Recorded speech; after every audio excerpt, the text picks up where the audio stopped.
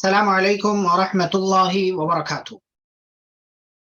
بسم اللہ الرحمن الرحیم، الحمد للہ رب العالمین وبہ نستعین والصلاة والسلام علی رسولہ الامین نبینا محمد وعلی آلہ واصحابہ اجمعین، اما بعد۔ رب اشرح لی صدری ویسر لی امری واحلل عقدۃ من لسانی یفقہوا قولی رب زدنی علما۔ محترم اسلامی بھائیوں اور بہنوں، تذکرہ چل رہا تھا حضرت خالد بن ولید رضی اللہ تعالی عنہ کا، اور کل کی مجلس میں ان کے تعلق سے کچھ ابتدائی اور اہم باتیں آپ کے سامنے پیش کی گئی تھی۔ آج کی مجلس میں مزید ان کے تعلق سے تذکرہ کرنا ہے، اور ان کے تعلق سے مزید باتیں بتا کر کے ان کا تذکرہ آج انشاءاللہ ہم مکمل کریں گے۔ لیکن اس سے پہلے ایک بات جو کل کسی نے سوال کیا تھا کہ جنگ احد کے تعلق سے، کہ اس زمانے میں یہ دستور تھا کہ جو قوم جنگ جیتتی تھی یا جو فوج جنگ جیتتی تھی وہ 3 دن تک اسی میدان میں ٹھہرتی تھی، یہ اصول تھا۔ لیکن مشرکین جو بظاہر یہ جنگ جیتے وہ فوراً بھاگ گئے اور وہ 3 دن نہیں ٹھہرے۔ اس اعتبار سے اس کو جیت نہیں کہا جائے گا، اس کو جیت نہیں کہا جائے گا، اور مسلمانوں کے ہار نہیں کہا جائے گا۔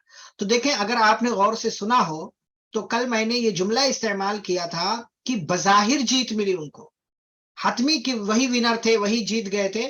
بظاہر میں نے کہا ظاہری طور سے، ظاہر سی بات ہے کہ مطلب آپ کوئی بھی اگر دیکھے گا تو ظاہری طور سے یہی لگے گا کہ جو ہے کفار کو اس جنگ میں کامیابی مل گئی تھی اور مسلمان ظاہری طور سے ہار گئے تھے۔ یہ الگ بات ہے کہ اصول کے اعتبار سے، اصول کی روشنی میں ان کی جو ہے کامیابی وہ کامیابی نہیں تھی، ان کی جیت نہیں تھی۔ لیکن نفسیاتی اعتبار سے، جسمانی اعتبار سے، نقصان کے اعتبار سے اور دیگر اعتبارات سے جو ہے کافروں کو جیت ملی تھی، اور بظاہر وہ یہ جنگ جیتے ہوئے تھے، اور ان کی یہ بظاہر جیت مانی جائے گی، گرچہ اصول کی روشنی میں اس کو آپ جیت نہ مانے۔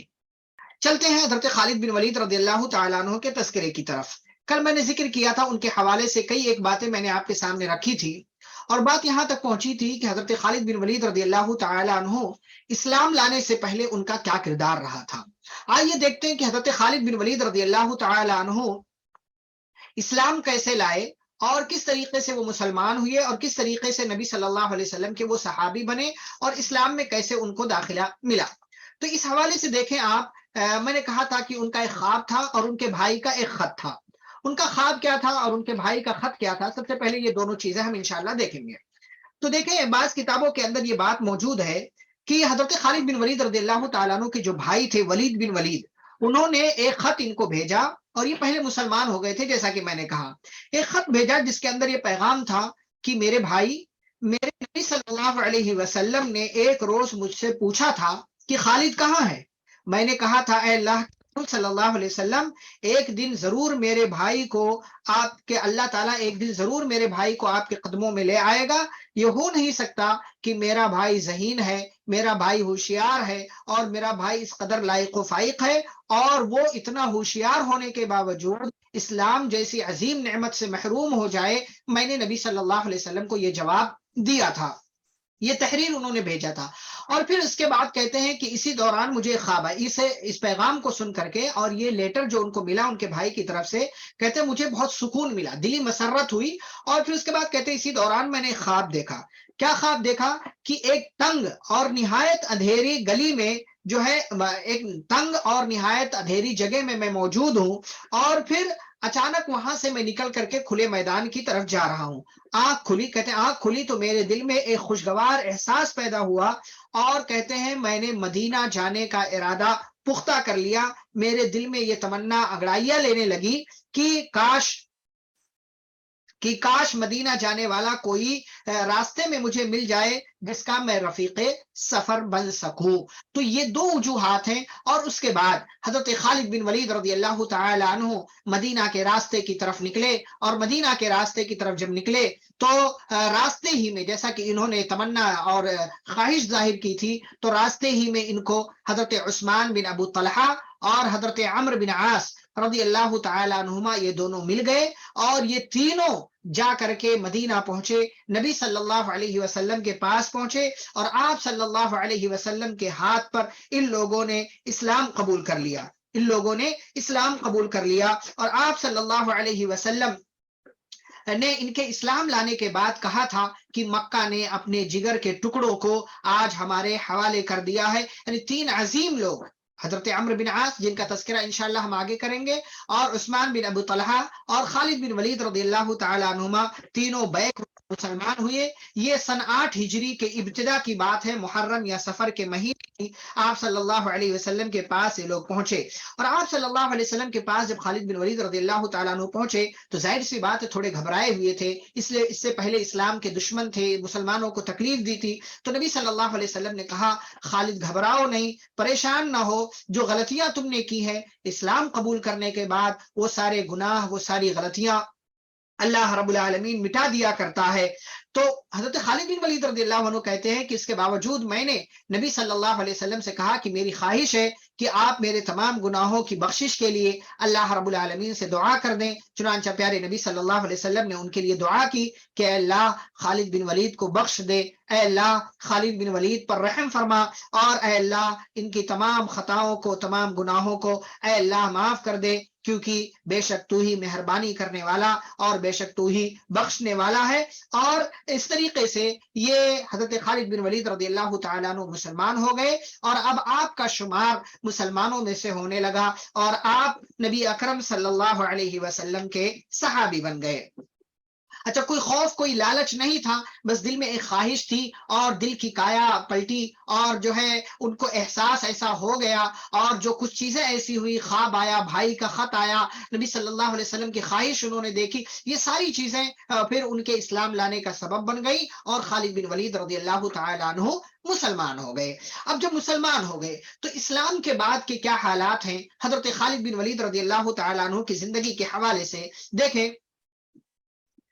تو اب اس کے بعد اسلام قبول کرنے کے بعد حضرت خالد بن ولید رضی اللہ تعالی عنہ کی زندگی کس طریقے سے چلی اور کس طریقے سے وہ آگے بڑھے، اس حوالے سے دیکھیں. نبی اکرم صلی اللہ علیہ وسلم کی زندگی میں اگر خالد بن ولید رضی اللہ تعالی عنہ کے کارنامے دیکھیں، صحابی بننے کے بعد، مسلمان ہونے کے بعد، تو کئی ایک غزوات میں، کئی ایک جنگوں میں شریک رہے. سب سے پہلی جنگ جو جمادی الاولیٰ سن 8 ہجری میں ہوئی، یعنی ان کے اسلام لانے کے تقریباً 4-5 مہینے کے بعد ایک جنگ ہوئی جسے جنگ موتا کہا جاتا ہے. مدینے سے کچھ دوری پر موتا نام کا علاقہ تھا، یہاں عیسائیوں سے لڑائی ہونی تھی، اس لیے کہ وہاں کے گورنر نے ایک قاصد کو، نبی صلی اللہ علیہ وسلم کے ایک سفیر کو، ایک ایمبیسیڈر کو قتل کر دیا تھا، اور سفیر کا قتل کرنا یہ بہت بڑا گناہ مانا جاتا تھا، جس کے بدلے میں لڑائیاں ہو جاتی تھی. تو آپ صلی اللہ علیہ وسلم نے اس علاقے پر، موتا کے علاقے پر حملہ کرنے کے لیے 3000 صحابہ کی ایک ٹیم، ایک جماعت روانہ کی. سپہ سالار بنایا حضرت زید بن حارثہ رضی اللہ عنہ کو، اور کہا اگر یہ شہید ہو جائیں تو حضرت جعفر سپہ سالار ہوں گے، کہا اگر یہ شہید ہو جائیں تو عبداللہ بن رواحہ سپہ سالار ہوں گے. آپ صلی اللہ علیہ وسلم نے گویا کی یہ اشارہ دے دیا تھا کہ یہ تینوں کے تینوں سپہ سالار جو ہے شہید ہو جائیں گے، تینوں کے تینوں سپہ سالار شہید ہو جائیں گے، حضرت زید بن حارثہ، حضرت جعفر بن ابی طالب اور حضرت عبداللہ بن رواحہ رضی اللہ تعالیٰ عنہ مجمعین. چنانچہ 3000 کا لشکر لے کر کے یہ لوگ روانہ ہوئے. حضرت زید بن حارثہ جو نبی صلی اللہ علیہ وسلم کے غلام تھے پہلے، اور آپ صلی اللہ علیہ وسلم نے ان کو آزاد کر دیا تھا، تو یہ جو ہے اس لشکر کے کمانڈر تھے. اور ان تینوں صحابہ کا تذکرہ انشاءاللہ آگے آئے گا، جرنیل صحابہ میں ان کا شمار ہوتا ہے. تو زید بن حارثہ، جعفر بن ابی طالب اور حضرت عبداللہ بن رواحہ، ان تینوں صحابہ کا انشاءاللہ آگے تذکرہ ہوگا. قصہ مختصر یہ کہ یہ 3000 کی جماعت جب آگے بڑھی، راستے میں ایک مقام پر یہ لوگ پہنچے تو انہیں وہاں پر یہ اطلاع ملی، اور اس بات کی خبر ان کو ملی کہ سامنے جو رومیوں کا، عیسائیوں کا جو لشکر ہے، ان کی تعداد 1 لاکھ ہے، ان کی تعداد 1 لاکھ ہے، اور 1 لاکھ بیک اپ کے طور پر پیچھے موجود ہے. گویا کہ 2 لاکھ کا لشکر تھا عیسائیوں کا، رومیوں کا. یہ تعداد دیکھ کر کے مسلمان گھبرائے.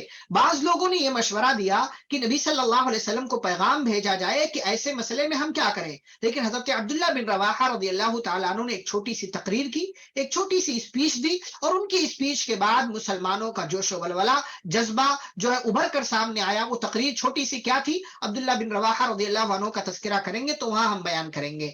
تو اس کے بعد مسلمان آگے بڑھنے کے لیے تیار ہو گئے، میدان جنگ میں پہنچے، لڑائی کا آغاز ہوا. ہوا حضرت زید بن حارثہ رضی اللہ تعالیٰ عنہ شہید ہو گئے. ان کے بعد جعفر بن ابی طالب نے جھنڈا لیا، وہ بھی شہید ہو گئے. پھر عبداللہ بن رواحہ رضی اللہ عنہ نے جھنڈا لیا، وہ بھی شہید ہو گئے. اب تینوں سپہ سالار جن کو نبی صلی اللہ علیہ وسلم نے مقرر کیا تھا، یہ تینوں کے تینوں شہید ہو گئے. اسلامی جھنڈا نیچے زمین پر گر چکا تھا.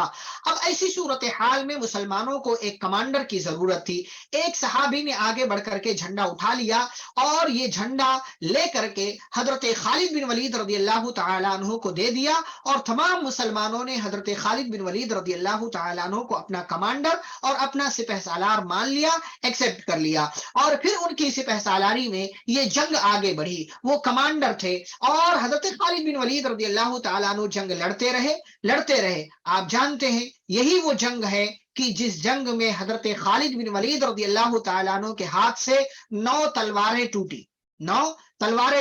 حضرت خالد بن ولید رضی اللہ تعالیٰ عنہ کے ہاتھوں سے. آپ تصور کریں کہ 9 تلوار خالد بن ولید رضی اللہ عنہ کے ہاتھ سے ٹوٹی تو کتنے لوگوں کو انہوں نے قتل کیا ہوگا، آپ صرف سوچ سکتے ہیں.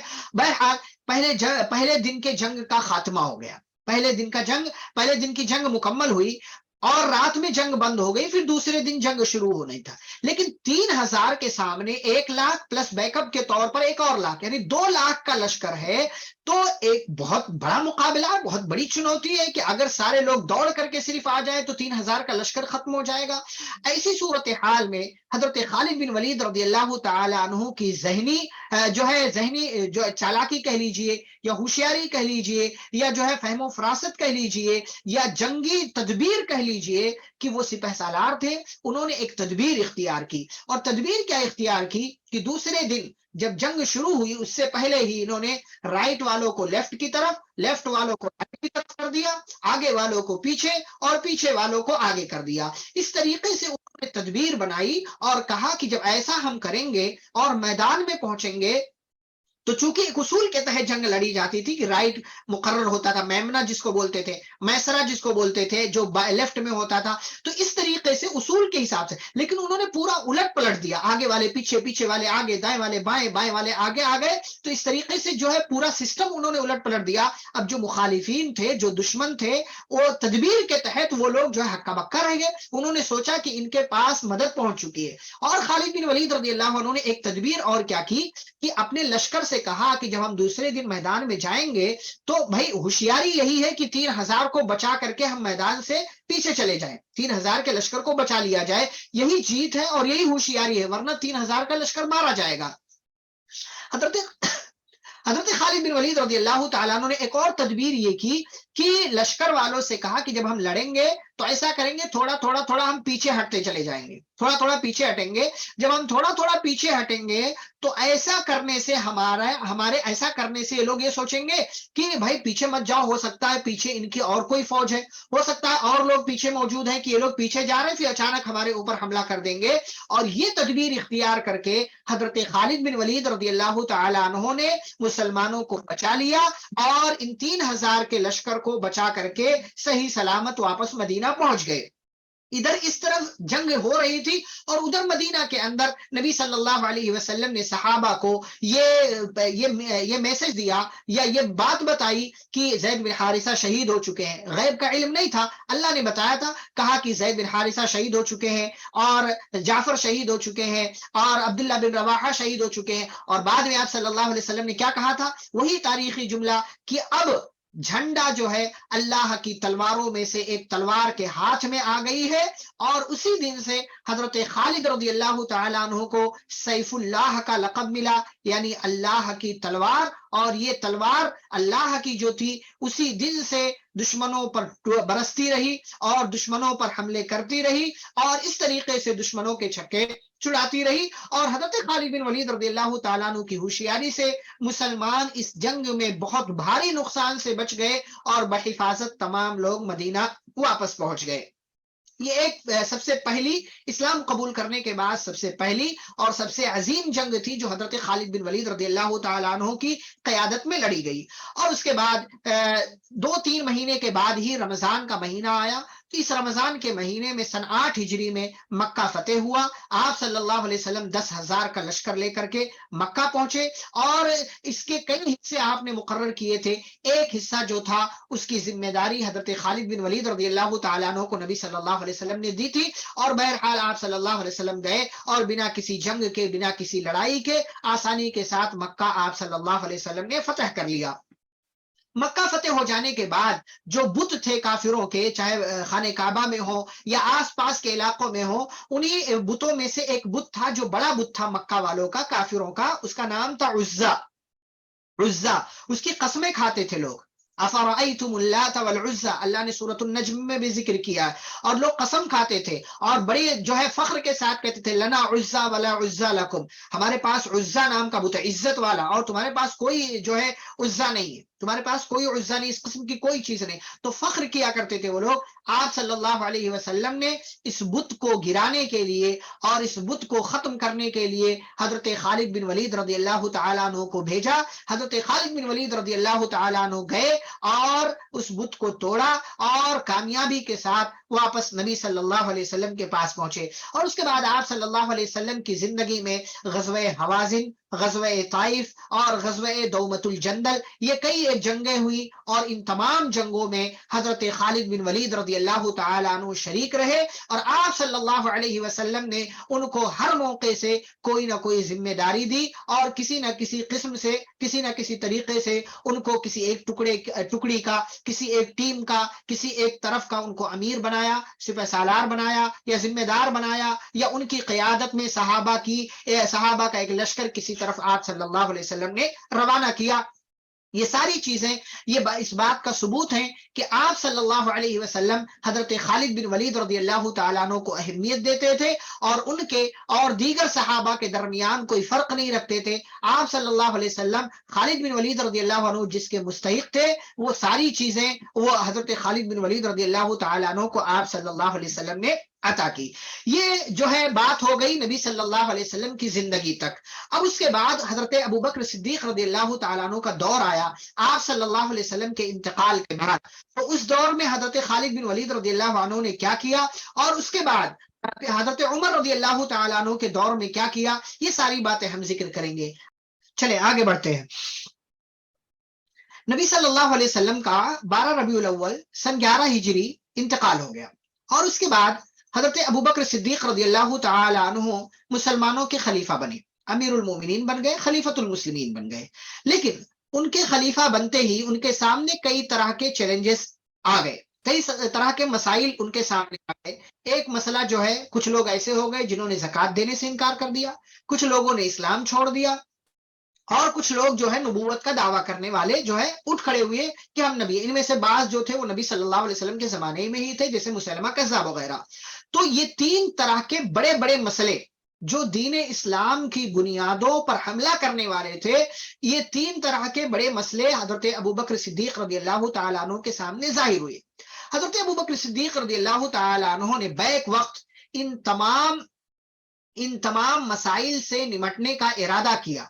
بعض صحابہ نے کہا کہ نہیں پہلے یہ کر لیجئے، بعض نے کہا پہلے یہ کر لیجئے. عمر رضی اللہ تعالیٰ عنہ جیسے جری انسان نے کہا کہ نہیں سارے کام ایک ساتھ مت کیجئے. لیکن حضرت ابوبکر صدیق رضی اللہ تعالیٰ عنہ عزیمت کا پہاڑ تھے، انہوں نے کہا نہیں ہم سارے لوگوں سے ایک ساتھ مقابلہ کریں گے، چاہے زکوٰۃ نہ دینے والے ہوں، چاہے مرتد ہو جانے والے ہوں اور چاہے نبوت کا دعویٰ کرنے والے ہوں. اسی لیے انہوں نے 11 الگ الگ ٹیم بنائی، الگ الگ صحابہ کو ان کی ذمہ داری دی اور ایسی ہی ایک ذمہ داری دی حضرت خالد بن ولید رضی اللہ تعالی عنہ کو اور مختلف علاقوں کی طرف ان کو بھیجا تاکہ ان علاقوں میں امن و امان کو بحال کیا جائے، تاکہ وہاں کے لوگوں کو سمجھایا جائے، وہاں کے لوگوں کو بتایا جائے. اور جو ذمہ داری ملی حضرت خالد بن ولید رضی اللہ تعالی عنہ کو ابوبکر صدیق رضی اللہ تعالی عنہ کی طرف سے، ان تمام معرکوں میں، ان تمام ذمہ داریوں میں حضرت خالد بن ولید رضی اللہ تعالی عنہ کامیاب ہوئے اور کامیابی کے ساتھ انہوں نے اپنی ذمہ داریاں پوری کی.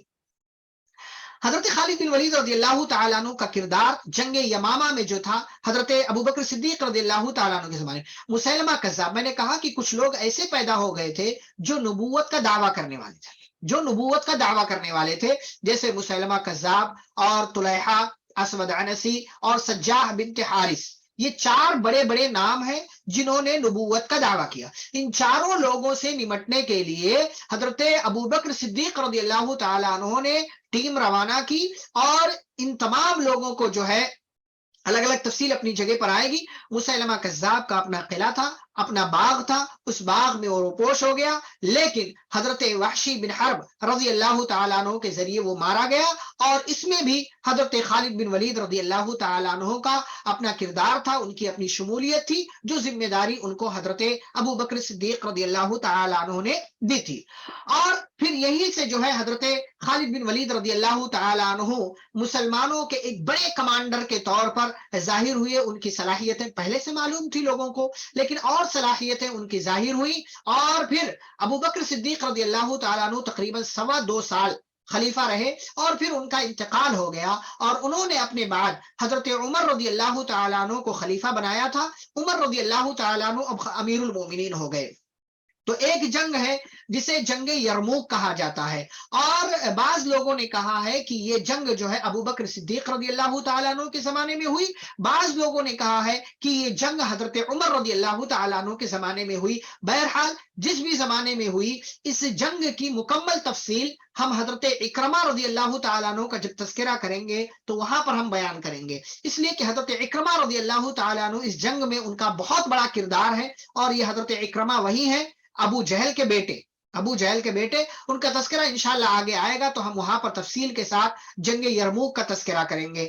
جنگ یرموک اور عراق میں اور شام میں مختلف جو ہے فوجی ذمہ داریاں جو دی گئیں الگ الگ لوگوں کو، ان تمام فوجوں کے اصل کمانڈر، ان تمام لشکر کے اصل کمانڈر سپہ سالار حضرت خالد بن ولید رضی اللہ تعالیٰ عنہ تھے۔ بعض علاقوں کی طرف ابو عبیدہ بن جراح رضی اللہ تعالیٰ عنہ کو لشکر کی ذمہ داری دے کر کے بھیجا گیا، اور وہ الگ سمت میں تھے، خالد بن ولید رضی اللہ تعالیٰ عنہ الگ سمت میں تھے، اور تقریباً عراق کا اور شام کا پورا علاقہ حضرت خالد بن ولید رضی اللہ تعالی عنہ کی قیادت میں، ان کی سپہ سالاری میں مسلمانوں نے فتح کیا، اور یہ پورا علاقہ اسلام کے قبضے میں آیا، مسلمانوں کے قبضے میں آ گیا، جس کے امیر حضرت عمر بن خطاب رضی اللہ تعالی عنہ تھے، جو خلیفہ تھے مسلمانوں کے خلیفہ تھے اور امیر المومنین تھے۔ اب جو ہے اس الگ الگ جنگیں ہوئی، اور ان جنگوں کی اپنی تفصیل ہے، اور ان جنگوں کی اپنی جو ہے روداد ہے، جس کی تفصیل انشاءاللہ اپنی اپنی جگہوں پر اور دیگر چیزیں آتے ہیں۔ میں نے کہا، جیسا کہ میں نے کل کہا تھا کہ میں اشارہ کر رہا ہوں، کیونکہ اگر ایک دو جنگ کی ہی تفصیل بیان کی جائے نا، تفصیل جنگ بیان کرنا اصل مقصد نہیں ہے، جنگ کے تعلق سے بتانا آپ کو اصل مقصد نہیں ہے، اصل مقصد صحابہ کی زندگی کے حوالے سے بتانا کہ کیسے جو ہے انہوں نے محنت کیا، کس طریقے سے جو ہے وہ اسلام کی خاطر گئے، دشمنوں سے لڑے، دشمنوں سے مقابلہ کیا۔ آپ دیکھیں خالد بن ولید رضی اللہ تعالیٰ عنہ ایک علاقہ فتح کرتے تھے، دوسری طرف سے بلاوا آ جاتا تھا فلاں جگہ پر جانا ہے، وہاں پہنچتے تھے، تیسری طرف سے بلاوا آ جاتا تھا وہاں پہنچنا ہے، یہاں تک کہ مسلمانوں کے سب سے پسندیدہ سپہ سالار اور کمانڈر ہو گئے، اور واقعی میں تمام لوگوں نے ان کی صلاحیتوں کو پہچانا، جیسا کہ میں آگے ابھی تذکرہ کروں گا کہ کس طریقے سے مسلمانوں نے اور خود ابو بکر رضی اللہ عنہ نے اور ان کے بعد عمر رضی اللہ تعالی عنہ نے ان کی صلاحیتوں کو مانا اور ان کی صلاحیت کو تسلیم کر دیتے۔ چنانچہ ایک بات آپ دیکھیں، نبی صلی اللہ علیہ وسلم حضرت خالد بن ولید رضی اللہ تعالیٰ عنہ سے متعلق کہتے ہیں کہ خالد کو تکلیف نہ دو، خالد کو، یعنی نبی صلی اللہ علیہ وسلم نے اپنے زمانے میں کہا، کہتے خالد کو تکلیف نہ دو، کیونکہ وہ اللہ کی تلواروں میں سے ایک تلوار ہے جسے اللہ نے کافروں پر گرایا ہے، جسے اللہ نے کافروں پر گرانے کے لیے پیدا کیا ہے، یہ اللہ کی تلواروں میں سے ایک تلوار ہے، لہذا خالد کو تکلیف نہ دو۔ ایسے ہی حضرت ابوبکر صدیق رضی اللہ تعالی عنہ کو جب مختلف علاقوں کے تعلق سے معلوم ہوا کہ ان تمام جنگوں میں حضرت خالد بن ولید رضی اللہ عنہ نے نمایاں کردار جو ہے پیش کیا ہے، تو حضرت ابوبکر صدیق رضی اللہ عنہ نے ان کے کردار، ان کی بہادری اور ان کی شجاعت کو دیکھ کر فرمایا تھا کہ اے قریش کے لوگوں، یعنی مکہ کے لوگوں کو مخاطب کر کے کہا تھا، اے قریش کے لوگوں، تمہارے شیر نے ایک شیر پر حملہ کر دیا اور اس کی کچھار میں، اس کی گپھا میں گھس کر اس کو ہرا دیا، اب عورتیں خالد جیسا بہادر پیدا کرنے سے عاجز ہیں، بے بس ہے. یعنی خالد جیسا انسان، خالد جیسا بہادر، خالد جیسا سپہ سالار، خالد جیسا جو ہے عزم و حوصلے والا اور شجاع انسان، بہادر انسان مائیں اب پیدا نہیں کرتی ہیں. خالد جیسے انسان کبھی کبھی ہی پیدا ہوتے ہیں. یہ ابو بکر صدیق رضی اللہ تعالیٰ عنہ نے اس کا اعتراف کیا. ایسے ہی حضرت عمر رضی اللہ تعالی عنہ نے جب حضرت خالد بن ولید رضی اللہ عنہ کی جب وفات ہوئی تو حضرت خالد بن ولید رضی اللہ تعالی عنہ نے کہا تھا کہ اسلام کی فصیل میں، فصیل یعنی دیوار، قلعے کی جو دیوار ہوتی ہے، لمبی لمبی جو دیواریں ہوتی ہیں وہ ان کو فصیل کہتے ہیں، جہاں سے لوگ چڑھ کر کے دوسری طرف آتے ہیں جاتے ہیں. اسلام کی فصیل میں ایک ایسی دراڑ، شگاف پڑ گئی ہے، یعنی سوراخ، ایک ایسی دراڑ پڑ گئی ہے جو کبھی پر نہیں ہو سکے گی، جس کی بھرپائی نہیں ہو سکتی، جس کو کبھی فل نہیں کیا جا سکتا. حضرت عمرو بن عاص رضی اللہ تعالیٰ عنہ جن کے ساتھ آ کر کے خالد بن ولید رضی اللہ عنہ نے نبی صلی اللہ علیہ وسلم کے پاس پہنچے تو اسلام قبول کیا تھا، جن کا تذکرہ انشاءاللہ ہم کل کریں گے، مطلب اگلی کلاس میں ہم کریں گے انشاءاللہ. تو حضرت عمرو بن عاص رضی اللہ تعالیٰ عنہ سے ایک مرتبہ حضرت ابو بکر صدیق رضی اللہ عنہ نے حضرت خالد رضی اللہ عنہ کے بارے میں پوچھا تھا. کیا پوچھا تھا؟ کہ خالد کیسے ہیں، کیا ہے؟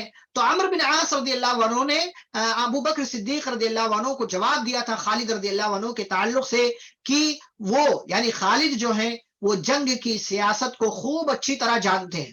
جنگ میں کیسے کیا کرنا ہے، دشمن کیا پلان بنا رہا ہے، اس کے خلاف کیسے پلان بنانا ہے اور کیسی ساری چیزیں کرنا ہے. خالد کو جنگی سیاست جو ہے خوب آتی ہے، بڑے ماہر ہیں. وہ موت کی بالکل بھی پرواہ نہیں کرتے ہیں، وہ موت کی بالکل بھی پرواہ نہیں کرتے ہیں، اور ان میں جو ہے ان کی پھرتی اور جو ہے ان کے اندر بڑی تیزی ہے، یعنی بڑی تیزی سے وہ حملہ کرتے ہیں. اور گویا کہ آپ آج کے زمانے میں اگر اس کو بولنا چاہے، ایکسپلین کرنا چاہیں تو ان میں جو ہے کرنٹ کے جیسی، لائٹ کی جیسی جو ہے ان کے اندر تیزی ہے، اور ان کا حملہ شیر کی طرح ہوتا ہے جو اپنے شکار کو دبوچ کر رکھ لیا کرتا ہے. یہ عمرو بن عاص رضی اللہ عنہ نے خالد بن ولید رضی اللہ تعالیٰ عنہ سے متعلق کہا تھا حضرت ابو بکر صدیق رضی اللہ عنہ کے سامنے. ایسے ہی دوما نام کا ایک علاقہ ہے، وہاں کا رئیس تھا جو ہے عقیدر جس کا نام تھا، اس نے خالد بن ولید رضی اللہ تعالیٰ عنہ کے متعلق کہا تھا کہ فتح یعنی کامیابی حاصل کرنے میں خالد سے زیادہ کوئی خوش نصیب نہیں ہے، اور جنگی معاملات میں کوئی بھی شخص خالد سے زیادہ تجربے کار نہیں ہے کہ جس کے پاس ایکسپیرینس ہو، تجربہ ہو. خالد کے مقابلے میں کوئی بھی قوم، چاہے اس کی تعداد کم ہو یا زیادہ ہو، کوئی بھی قوم خالد کے مقابلے میں ٹھہر نہیں سکتی ہے. خالد اتنا عظیم سپہ سالار اور اتنا عظیم جو ہے اور بہادر انسان ہے کہ ان کے سامنے کوئی بھی فوج آ جائے، کوئی بھی لشکر آ جائے، چاہے اس کی تعداد کم ہو یا زیادہ ہو، خالد کے مقابلے میں کوئی ٹھہر نہیں سکتا. اور حضرت خالد بن ولید رضی اللہ تعالیٰ عنہ اپنے بارے میں خود کہتے ہیں کہ جس دن سے میں اسلام لایا اس دن سے رسول اللہ صلی اللہ علیہ وسلم میرے اور دوسرے صحابہ کے درمیان کوئی فرق نہیں کیا کرتے تھے. ظاہر سی بات ہے، جیسا کہ میں نے کہا کہ نبی صلی اللہ علیہ وسلم جانتے تھے، سمجھتے تھے کون کس کا اہل ہے، کس کو کیا ذمہ داری دی جائے، یہ ساری باتیں حضرت پیارے نبی صلی اللہ علیہ وسلم سمجھتے تھے. اچھا، خالد بن ولید رضی اللہ تعالیٰ عنہ کمانڈر تھے، سپہ سالار تھے، لیکن ایک موقع ایسا آیا کہ حضرت عمر رضی اللہ تعالیٰ عنہ نے حضرت خالد بن ولید رضی اللہ تعالی عنہ کو سپہ سالاری کے عہدے سے معزول کر دیا، ہٹا دیا، اور ان کا جو سپہ سالاری کا عہدہ تھا وہ عہدہ ان سے لے کر کے حضرت ابو عبیدہ بن جراح رضی اللہ تعالیٰ عنہ کو دے دیا. اب اس کے پیچھے ریزن کیا ہے، اس کے پیچھے وجہ کیا ہے؟ بعض لوگ کچھ اور وجہ بتاتے، جیسا کہ کل میں نے کہا تھا کہ عمر رضی اللہ تعالیٰ عنہ خالد رضی اللہ تعالیٰ عنہ کے درمیان ایک کشتی ہوئی تھی جب یہ چھوٹے تھے، یعنی بچپن میں کشتی ہوئی تھی، کشتی کا مقابلہ ہوا تھا، اور اس کشتی کے مقابلے میں خالد رضی اللہ عنہ نے عمر رضی اللہ عنہ کو ہرا دیا تھا اور ان کی پڈلی توڑ دی تھی. تو اب جب بڑے ہوئے اور عمر رضی اللہ تعالیٰ عنہ کے ہاتھ میں جو ہے حکومت آ گئی یا ذمہ داری آ گئی، وہ امیر بن گئے، تو انہوں نے خالد سے بدلہ لیا اور ان کو جو ہے ان کو کمانڈری کے عہدے سے یا سپہ سالاری کے عہدے سے معزول کرے. بعض لوگ یہ بات کہتے ہیں، جبکہ یہ بات صحابہ کے تعلق سے سوچنا اپنے آپ میں بہت غلط ہے، اپنے آپ میں بہت غلط ہے. صحابہ کے اندر جس بھی طرح کا عیب تھا، نبی صلی اللہ علیہ وسلم کی تربیت سے وہ سارے عیوب، وہ ساری کمیاں، وہ ساری خامیاں ختم ہو گئی. ختم ہو گئے. اور صحابہ آپس میں رحماء بینہم، ایک دوسرے پر بڑی محبت کرنے والے تھے، دوسرے پر بڑے مہربان تھے. تو یہ سوچنا کہ عمر رضی اللہ عنہ نے بچپن کی اس کشتی کا خالد سے بدلہ لیا تھا اور اسی وجہ سے ان کو معزول کر دیا، یہ نہایت ہی واہیات بات، نہایت ہی یہ غلط بات ہے، اس کو سوچا بھی نہیں جا سکتا. پھر کیا وجہ ہے؟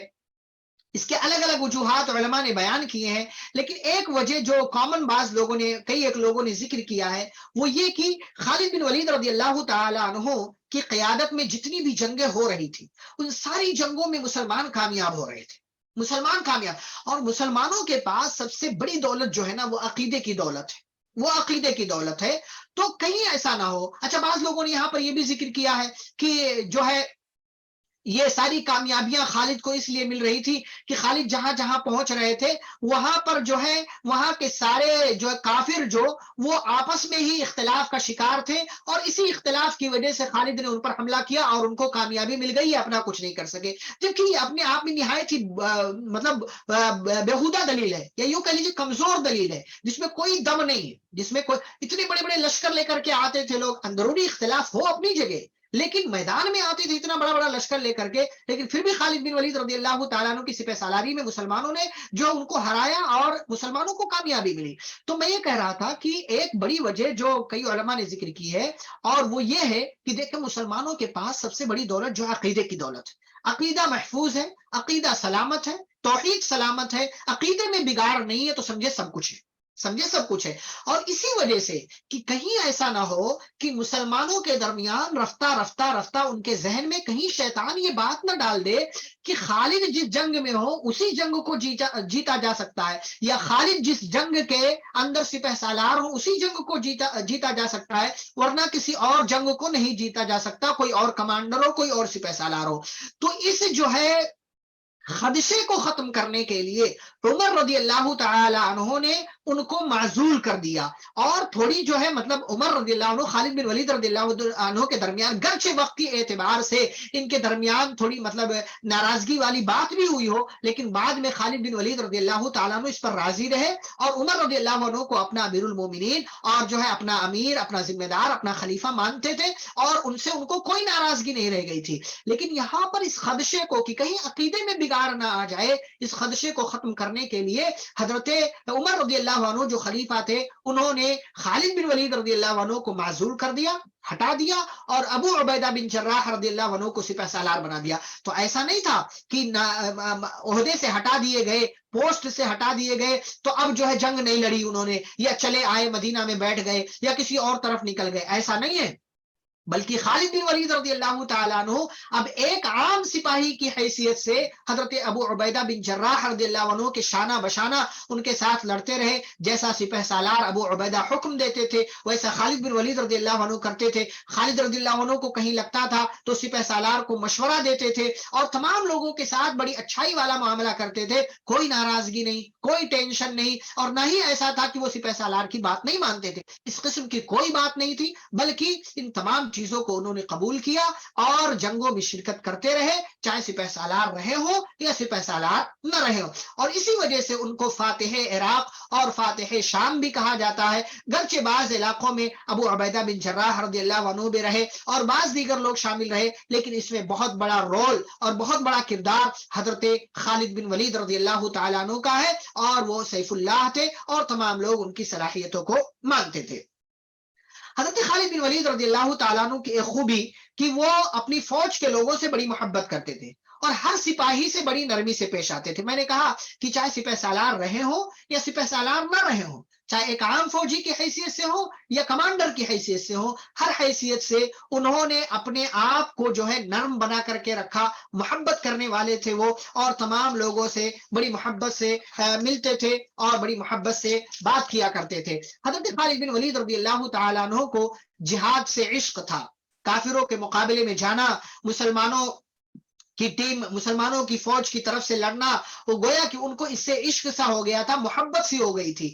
اور اسی لیے اسلام لانے کے بعد حضرت خالد بن ولید رضی اللہ تعالیٰ عنہ نے اپنے آپ کو، اپنی باڈی، اپنی جسم، اپنی زندگی کو اسلام کے لیے وقف کر دیا. کبھی بھی پرواہ نہیں کی، نہ جان کی نہ مال کی، کسی قسم کی.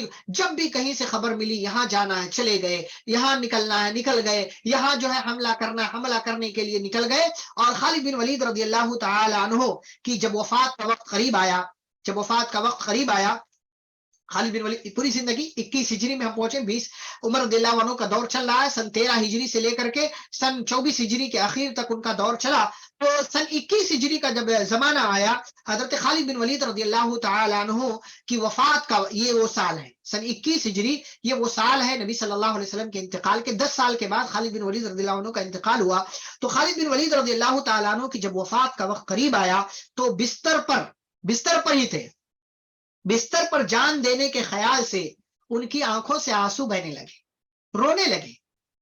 مطلب پوری زندگی میدان میں رہے، پوری زندگی، چاہے اسلام لانے سے پہلے ہو یا اسلام لانے کے بعد، پوری زندگی میدان میں رہے. اور جب وفات کا وقت قریب آیا تو بستر پر تھے، رونے لگے، آنکھوں سے آنسو بہنے لگے، اور نہایت ہی حسرت بھرے الفاظ میں اور نہایت ہی جو ہے آنکھوں میں آنسو لا کر کے انہوں نے کہا کہ میں 100 سے زائد جنگوں میں لڑا ہوں، 100 سے زائد جنگوں میں لڑا ہوں. میرے جسم، میری باڈی کا کوئی حصہ ایسا نہیں ہے جہاں تلوار، تیر یا نیزے اور دیگر ہتھیار کی وجہ سے زخموں کے نشان نہ ہو. یعنی میری پوری باڈی زخموں سے اور ان کے نشانات سے بھری ہوئی ہے. 100 سے زائد جنگوں میں لڑا ہوں، اور میری سب سے بڑی خواہش یہ تھی کہ میں میدان جنگ میں شہادت حاصل کر لوں، میں شہید ہو جاؤں، اللہ کے راستے میں لڑتے ہوئے میری جان چلی جائے اور میں شہید ہو جاؤں، میں شہادت کا مرتبہ حاصل کر لوں. یہ میری سب سے بڑی آرزو اور سب سے بڑی خواہش تھی. لیکن کہتے ہیں افسوس آج میں بستر پر پڑا ہوں. یعنی تقدیر کا شکوہ نہیں تھا ان کو، تقدیر پر ایمان تھا، لیکن وہ جو آرزو، ایک وش، ایک خواہش جو ہوتی ہے نا، وہ خواہش پوری نہیں ہوئی. تو ان کی زبان سے الفاظ نکلے تو کہنے لگے لیکن افسوس کی میں بستر پر پڑا ہوں اور اس طرح جان دے رہا ہوں جیسے اونٹ جو ہے جان دیتا ہے کہ وہ اپنی جگہ پر ہوتا ہے، جہاں وہ رہتا ہے وہاں جان دیتا ہے. ایسے ہی میں 100 سے زائد جنگوں میں لڑنے کے باوجود آج بستر پر میرا انتقال ہو رہا ہے. یہ خالد بن ولید رضی اللہ تعالیٰ عنہ. اور پھر 21 ہجری کو حمص میں، جو شام کا ایک علاقہ ہے اور اسی کے عراق اور شام کے درمیان کا ایک علاقہ ہے، وہاں پر حضرت خالد بن ولید رضی اللہ تعالیٰ عنہ کا انتقال ہو گیا. اور یہ اللہ کا عظیم بندہ، پیارے نبی صلی اللہ علیہ وسلم کے عظیم صحابی، اللہ کی تلوار خالد بن ولید سیف اللہ رضی اللہ تعالیٰ عنہ، اس طریقے سے وہ ان کا انتقال ہوا اور ان کی وفات ہوئی. اور شہادت کی جو آرزو تھی وہ آرزو ان کی پوری نہیں ہو سکی. حضرت خالد بن ولید رضی اللہ تعالیٰ عنہ کی کئی ایک بیویاں تھیں اور جن سے کئی ایک اولاد ہوئی. بہت سارے لوگوں نے کئی ایک اولاد کا تذکرہ کیا ہے. ان کے ایک بیٹے تھے سلیمان، جیسا کہ کل بھی میں نے کہا تھا، اور انہی کے نام پر یہ اپنی کنیت ابو سلیمان لکھتے تھے. ایک اور بیٹے تھے عبداللہ جو عراق میں شہید ہوئے.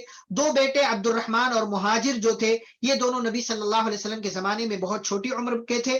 اور ایسے ہی اور دیگر جو ہے ان کے بیٹے تھے حضرت خالد بن ولید رضی اللہ تعالیٰ عنہ کے. شام میں جہاں اکثر جنگیں حضرت خالد بن ولید رضی اللہ عنہ نے لڑی ہے، وہاں ان کے کئی لڑکے اور پوتے موجود تھے. لیکن شام میں جب طاعون کی بیماری آئی سن 18 ہجری میں، جس میں حضرت ابو عبیدہ بن جراح رضی اللہ تعالیٰ عنہ ان کا بھی انتقال ہوا، تو اس طاعون کی بیماری میں ان کے تمام جو شام میں بیٹے تھے وہ تمام کے تمام وفات پا گئے، کوئی بھی وہاں نہیں بچا.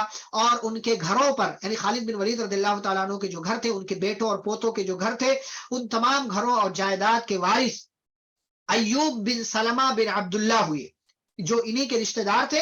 اور اسد الغابہ میں جو مورخ ہے انہوں نے لکھا ہے کہ حضرت خالد بن ولید رضی اللہ تعالیٰ عنہ کی تمام اولاد ختم ہو گئی، کوئی بھی باقی نہیں رہا. ایوب بن سلمہ مدینہ میں ان کے گھروں کے وارث ہوئے. ایسے ہی ایک اور مورخ لکھتے ہیں کہ حضرت خالد بن ولید رضی اللہ عنہ کی تمام اولاد ختم ہو گئی. مشرق اور مغرب یعنی ایسٹ اور ویسٹ میں کوئی شخص بھی ان کی اولاد میں سے باقی نہیں رہا. جو شخص ان کی اولاد میں ہونے کا دعویٰ کرتا ہے وہ جھوٹا ہے، یعنی ان کی پوری نسل ختم ہو گئی اور جو ہے ان کے نسل میں سے کوئی بھی باقی نہیں رہا. اگر کوئی اس قسم کا دعویٰ کرتا ہے تو وہ دعویٰ جھوٹا ہے. اور میں نے جیسا کہ کہا 21 ہجری میں حمص کے اندر حضرت خالد بن ولید رضی اللہ تعالیٰ عنہ کی وفات ہوئی اور وہیں پر ان کی تدفین کر دی گئی. حضرت خالد بن ولید رضی اللہ تعالیٰ عنہ کی زندگی سے کیا اہم اسباق ہے، کیا اہم پیغامات ہیں، دو چار میسیجز، دو چار پیغامات میں آپ کے سامنے ذکر کروں۔ نمبر ایک کہ سب کچھ دنیا میں نہیں مل سکتا۔ جو آپ کی آرزو ہے، خواہشات ہیں، تمنائیں ہیں اور دیگر وشیش ہیں، جو وہ ساری چیزیں آپ کی دنیا میں پوری ہو جائیں ہو ہی نہیں سکتا۔ یہ دنیا آرزوؤں کی تکمیل کی جگہ نہیں ہے، یہ دنیا امتحان ہے، یہ دنیا امتحان ہے اور امتحان کے لیے آپ کو بھیجا گیا ہے۔ خالد بن ولید رضی اللہ تعالیٰ عنہ کی آرزو تھی، خواہش تھی کہ وہ شہید ہو، اور ایسا نہیں ہے کہ شہید ہونے کی آرزو تھی تو گھر میں ہی پڑے رہے، نہیں، 100 سے زائد جنگوں میں شریک ہوئے، لیکن آرزو ہونے کے باوجود ان کے مقدر میں نہیں تھا تو شہید نہیں ہوئے اور بستر میں گھر میں رہ کر کے ان کا انتقال ہوا۔ تو دنیا میں ساری آرزویں پوری نہیں ہو سکتی ہے۔ دوسری بات، دوسرا پیغام یہ ہے کہ بہادر بن کر کے رہیے، بہادر بن کر کے رہیے، اپنے آپ کو بہادر بنائیے، مضبوط بنائیے، طاقتور بنائیے۔ سامنے کوئی دشمن آ جائے یا کوئی آپ کا مخالف آ جائے، آنکھوں میں آنکھیں ڈال کر کے بات کیجیے، بزدل بن کر کے زندگی مت گزاریے، اپنے آپ کو ہمت اور حوصلے والا بنائیے، اور یہ مت سوچیے کہ ارے میں نے ذرا جو ہے میں گھر میں نہیں بیٹھا رہا، باہر نکلا تو میں مر جاؤں گا۔ اللہ کیا کہتے ہیں؟ وَعَسَىٰ أَن تَكْرَهُوا شَيْئًا وَهُوَ خَيْرٌ لَكُمْ۔ بہت ساری چیزیں تم ان کو بری سمجھتے ہو سکتا ہے تمہارے لیے اچھی ہو، اور کچھ چیزیں جن کو تم اچھا سمجھتے ہو سکتا ہے وہ تمہارے لیے بری ہو۔ تو بزدلوں کی زندگی بیکار ہے، یہ پیغام دیتی ہے حضرت خالد بن ولید رضی اللہ تعالیٰ عنہ کی زندگی، یہ پیغام ملتا ہے۔ اگر جنگ کے میدان میں جانے سے کوئی مر جاتا، کوئی قتل کر دیا جاتا، تو خالد بن ولید رضی اللہ عنہ کبھی بستر پر ان کا انتقال نہیں ہوتا۔ 100 سے زائد جنگوں میں شریک رہے لیکن بستر پر انتقال ہوا۔ یہ بزدلوں کو پیغام ہے، ان لوگوں کو پیغام ہے جو ہمت اور حوصلہ نہیں رکھتے ہیں، جو ہے کچھ کرنا نہیں چاہتے، جو ہے کوئی رسک لینا نہیں چاہتے، جو آگے بڑھ کر کے جو ہے چیلنج کا سامنا نہیں کرتے، جو آگے زندگی کی بھیڑ میں اور زندگی کی بھاگ دوڑ میں جو اپنے آپ کو شامل نہیں کرتے۔ ایسے لوگوں کو پیغام ہے بزدل بن کر کے مت رہو، ہمت جٹاؤ، حوصلہ جمع کرو، جوش اور ولولے کے ساتھ جو ہے کام کرنا چاہو، کام کرو جو اچھا کام ہے، اور یہ مت سوچو کہ اس کا رزلٹ کیا آئے گا، رزلٹ اللہ کے ہاتھ میں۔ یہ پیغام ہے۔ تیسرا پیغام، اور وہ پیغام یہ ہے کہ ہمیشہ اللہ کے لیے خود کو وقف کر کے رکھو، اللہ کے لیے اپنے آپ کو وقف کر کے، اس اللہ نے ہمیں زندگی دی ہے، اس اللہ کے لیے اپنے آپ کو وقف کر کے رکھو، جو اللہ نے کہا وہ کرو۔ کہیں کوئی موقع آ جائے، کہیں کسی طرح کی کوئی اور چیز آ جائے، اپنے آپ کو اللہ کے لیے وقف کرو۔ آپ اللہ کے لیے اپنے آپ کو بنا لیں گے تو اللہ تعالیٰ بھی آپ کا ہو جائے گا، آپ اللہ کے بن جائیں اللہ آپ کا بن جائے گا۔ خالد رضی اللہ تعالیٰ عنہ نے اپنی پوری زندگی، پوری لائف اسلام کے لیے وقف کر دی، اور جانتے کیا لقب ملا؟ پہلے دن سے ہی ان کا لقب سیف اللہ ہو گیا۔ کسی اور کو یہ لقب ملا کہ اللہ کی تلوار ہو؟